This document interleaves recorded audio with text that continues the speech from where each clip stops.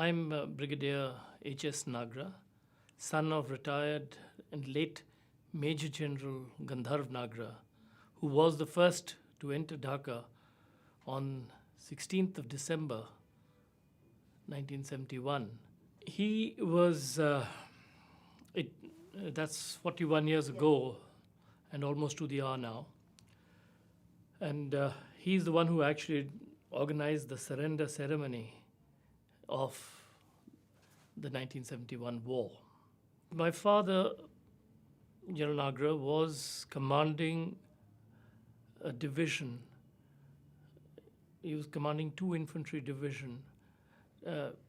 mountain division in Assam, and they were looking after the Chinese border. Now, when the war broke out on the 4th of December, on the 5th of December, after the fall of Kamalpur border outpost, the then General Officer commanding 101 Communication Zone, General Gurbakh Singh Gill, he got wounded due to a mine blast. And so my father was the nearest uncommitted general officer, and that very moment, he got a call from the army headquarters in Delhi asking him to rush to Shillong and take over this formation. They were already in battle. The plans had been made by somebody else. Now he was tasked to come and take over the operations based on somebody else's plan, of which he had no idea, except for what he had been briefed. And thereafter, he took on the operations and did his own planning from what briefings he received. So firstly, it's very difficult to fight somebody else's war on somebody else's plans. Secondly, his column was only a 101 communication zone. It was not a fighting formation, it was an administrative or logistics formation. However, in order to tie down the Pakistani troops at that point in time, they had decided, the army headquarters had decided to induct one column from the north with 101 area. They had been given one brigade, infantry brigade, that is 95 infantry brigade, under command. Well, as the war developed, the 101 area, they cleared this Kamalpur BOP, border outpost. Thereafter, they cleared, if I recall, it was Jamalpur and Sherpur on the, I think these are two towns on different axes. They crossed the river, they cleared these two towns, and then thereafter they got to Tangel. Tangel is where the paratroopers were dropped at Pungli Bridge. They captured and cleared. Then they cleared Tangel. Now, thereafter they realized that the operations are developing very fast on this. He bid for additional troops. Troops were already committed elsewhere. There were no troops available, perhaps, to the army headquarters. So they did try to make some ad hoc groupings, and they did group another battalion with my father's column, but albeit a little too late. Had those additional troops been available, perhaps the war could well have terminated a day or two earlier even. Anyway, be that as it may, what happened was that because of the river obstacles that had to be crossed, they didn't have their transport with them. They were all the time, the Indian troops were all the time trying to outflank, outmaneuver the Pakistani forces that were retreating. So, so my father had given orders that you, irrespective of what you have to speed up your advance, outflank the Pakistani forces, get behind them. Now, to do that, they used tongas, bullock carts, they used rickshaws, whatever they could get hold of in villages, on the roads, on cycles. They just got hold of those, and the soldiers just moved on.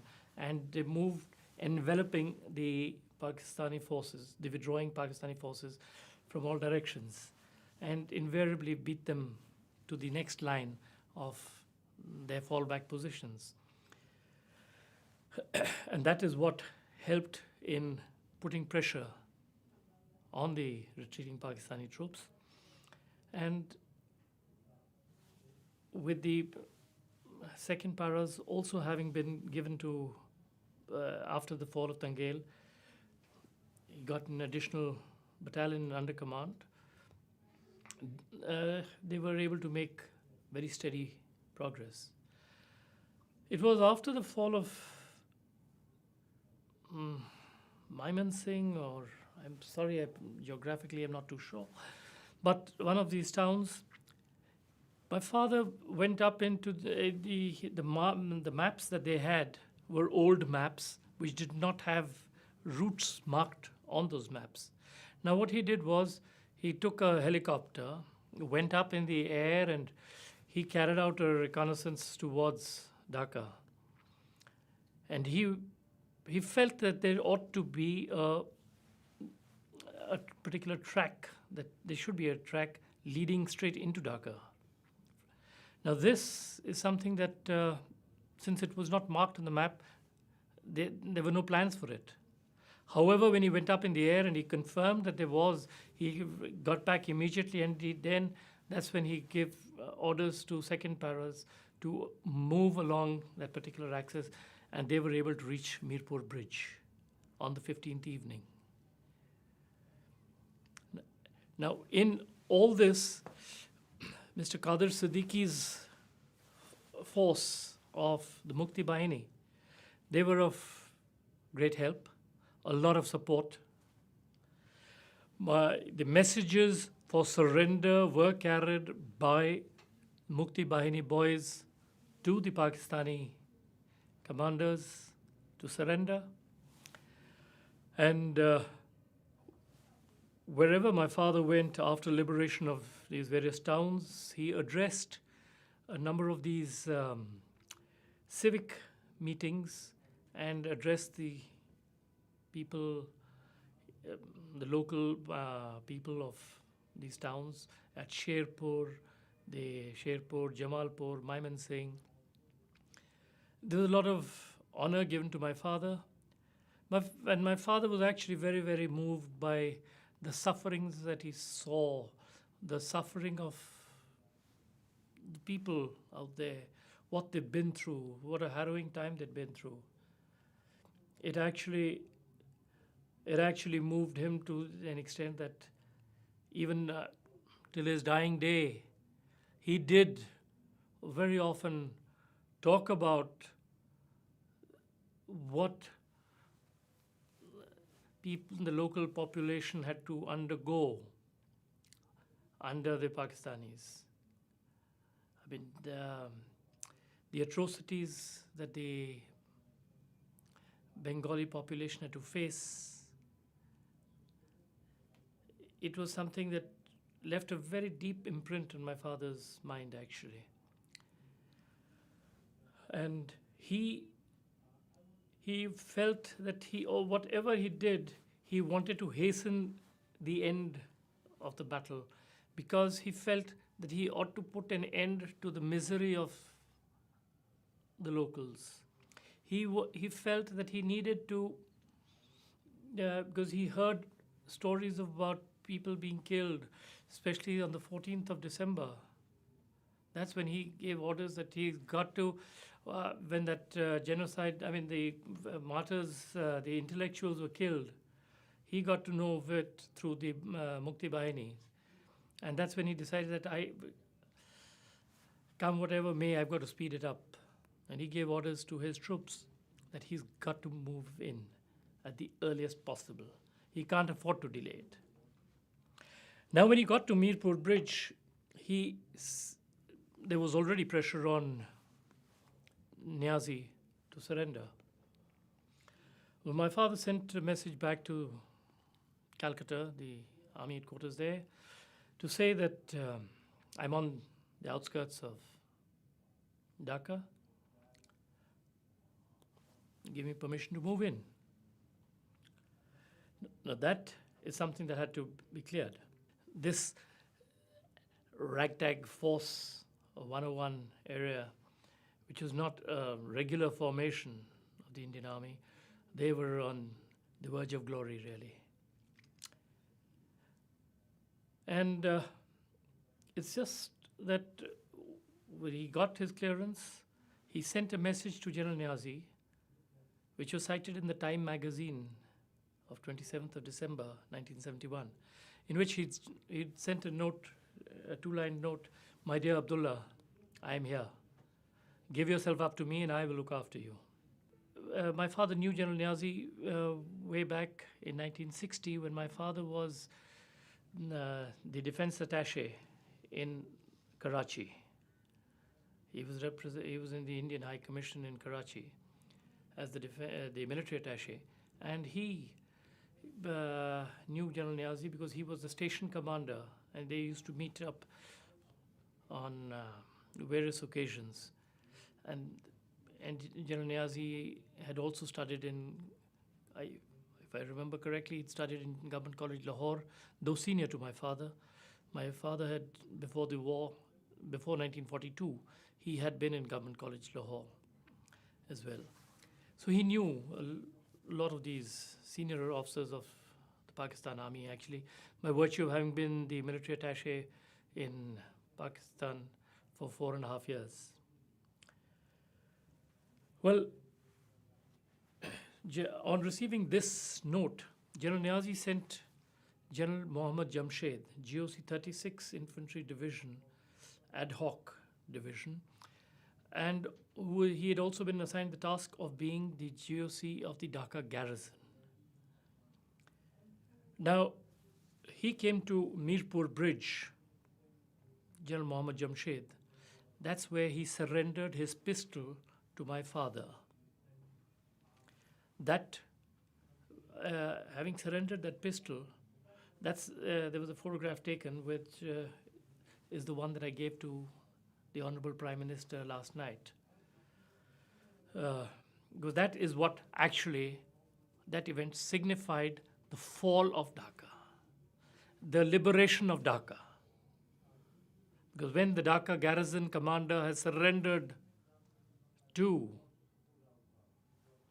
when he surrendered to my father, that was the end of hostilities here in Dhaka itself. Well, my father went in, General Niazi sent his staff car along with General Mohammad Jamshed to get my father. So my father went with General Niazi in that staff car. They interchanged the car flags. They removed the car flag of General Mohammad Jamshed and put my father's car flag on, and with his two staff officers and his ADC, who followed in a subsequent vehicle, they drove straight to the GHQ and met General Niazi. Well, General Niazi, from what I heard, he was very upset, and he used a few expletives for the Pindiwalas, and he said, "Unhone hame marwa diya." पिंडी वालों ने हमें मरवा दिया. Well, with that, my father then told him that, all right, now we've got to organize a formal surrender ceremony. So how are you going to do that? So he said, well, I don't know what we're going to do. How are we going to organize this whole thing? Where is it going to be held? So then on checking up, they decided that the race course was the correct place, big enough, because they expected a large crowd of Bengalis to also come in. Well, they went there and they organized this whole thing, and he told him that, look here, you got to surrender something, hand over something. So he said, well, what about your sword? He said, I don't have a sword with me here. He said, all right, then you got to surrender your pistol. So he carried his pistol and to the surrender ceremony, and he surrendered that pistol to General J.S. Arora, the Eastern Army commander, his counterpart actually. And my father had actually organized the complete surrender ceremony here, including providing the Guard of Honor to General Arora and so on, a mixed Guard of Honor with a company of 2nd Paratroopers of the Indian Army and a company of the Pakistan Army. And thereafter, after the surrender ceremony, the local population was out to lynch Niazi. They just wanted to get at him. My father, being a soldier, he'd given his word to Niazi that I will look after you. Well, he got hold of him and literally formed an umbrella over him, he along with his staff officer, and they took him to the staff car. People were jumping over shoulders to hit Niazi, to get at him. But well, my father, unfortunately, bore the brunt of all those assaults on Niazi, intended assaults on Niazi, and he took a few blows, my father. Not by design, but it just so happened that since he was there, he was looking after him. And as a soldier, he did his duty and whisked him away from there. Now, sheer coincidence, my father had been he'd been the last Indian officer to take out the last Indian troops from Dhaka in 1947. And in 71, he led the first Indian troops into Dhaka. So that is one coincidence.